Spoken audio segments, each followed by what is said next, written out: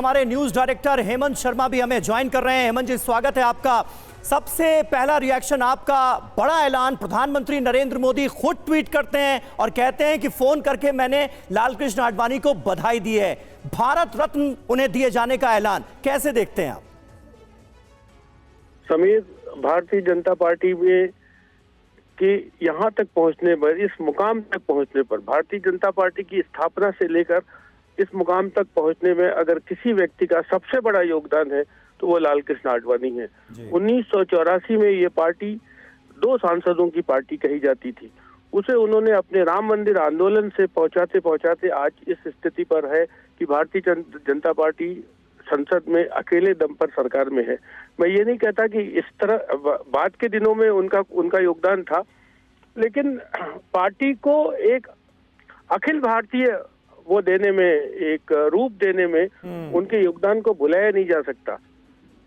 बिल्कुल उन्हीं का नेतृत्व था और उन्हीं की अध्यक्षता थी जब 86 में पालमपुर अधिवेशन में भारतीय जनता पार्टी ने राम मंदिर को अपने एजेंडे में लिया। राम मंदिर को पार्टी ने सबसे पहले अपने एजेंडे में उनके अध्यक्ष रहते लिया और वह इस आंदोलन के रणनीतिकार थे, आर्किटेक्ट थे। इस आंदोलन को पीछे से आरएसएस और विश्व हिंदू परिषद जरूर चला रहा था, लेकिन उसका सार्वजनिक चेहरा लालकृष्ण आडवाणी थे। या उस समय भी भारतीय जनता पार्टी में 2 विचार थे कि भारतीय जनता पार्टी को राम मंदिर आंदोलन के सवाल पर इस हद तक जाना है या नहीं। अटल बिहारी वाजपेयी जो दूसरे नेता थे वो थोड़े उदार थे, वो आंदोलन के इस तरीके पर सहमत नहीं थे, लेकिन आडवाणी जी ने आंदोलन को जिस शिखर पर पहुंचाया और उसका प्रतिफल आपने 22 जनवरी को देखा भव्य राम मंदिर के रूप में।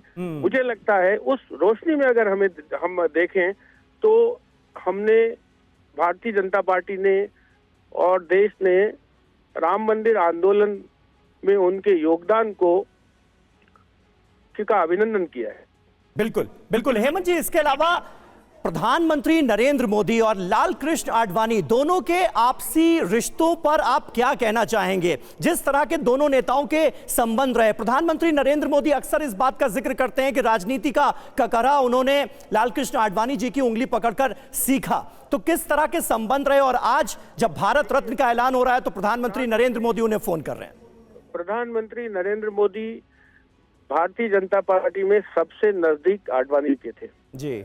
जब उन पर गुजरात के मंत्री रहते कुछ असुविधा हुई, कुछ वो असहज हुए, उन पर कुछ खतरे हुए, तो हमेशा आडवाणी जी दीवार बन के उनके लिए खड़े थे। सही बात। शायद यही वजह थी कि पूरे देश में चुनाव लड़ने का जब सवाल हुआ तो आडवाणी जी गांधीनगर से लोकसभा के लिए चुने गए और उन्होंने गांधीनगर को ही अपना कार्य क्षेत्र चुना।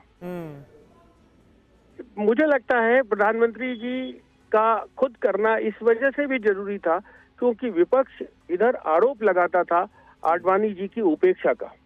तो आडवाणी जी की उपेक्षा का जो आरोप लगता था वो इस प्रधानमंत्री जी के खुद की पहल से वो धुलेगा।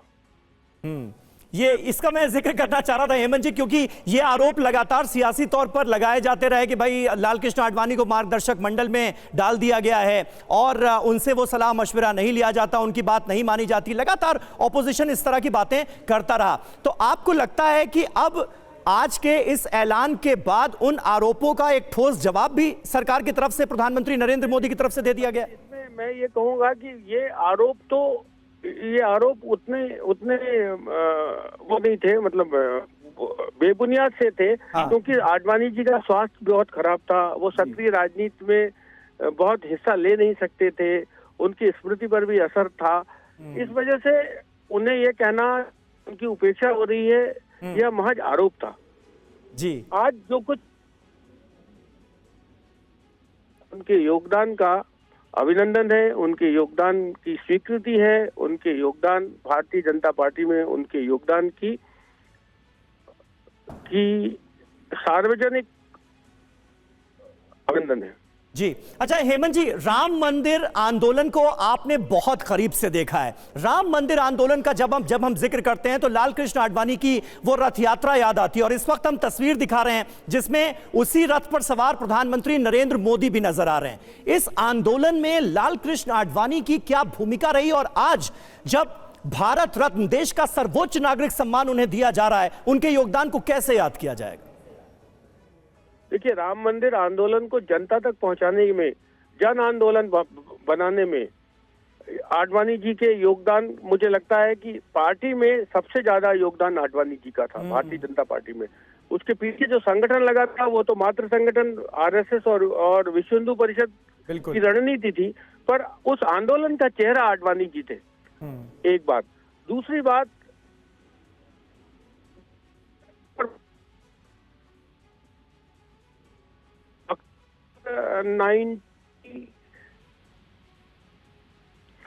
जी रथ यात्रा शुरू की अयोध्या की, जी यादव ने गिरफ्तार